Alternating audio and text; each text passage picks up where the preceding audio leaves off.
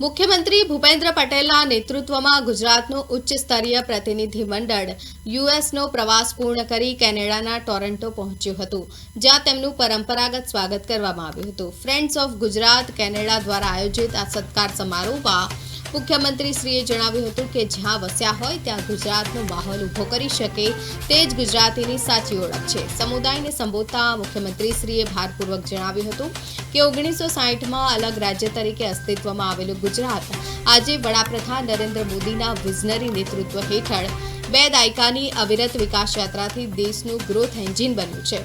તેમણે ઉમેર્યું કે રાજ્યમાં 6 સેમિકન્ડક્ટર પ્લાન્ટ કાર્યરત થવા જઈ રહ્યા છે અને વાઇબ્રન્ટ ગુજરાતના પરિણામે મોટું રોકાણ આવી રહ્યું છે। કેનેડાના અર્થતંત્રમાં ગુજરાતીઓના પ્રદાનને બિરદાવતા તેમણે કેનેડા સ્થિત ગુજરાતી ઉદ્યોગ સાહસિકોને પોતાની જન્મભૂમિનું ઋણ અદા કરવા, ગુજરાતમાં રોકાણ કરવા અને આગામી વાઇબ્રન્ટ ગુજરાત સમિટ 2027માં જોડાવા ભાવભર્યું આમંત્રણ આપ્યું હતું। આ પ્રસંગે કેનેડા ખાતેના ભારતના કોન્સ્યુલેટ જનરલ અને ગુજરાત ડેલિગેશનના ઉચ્ચ અધિકારીઓ ઉપસ્થિત રહ્યા હતા।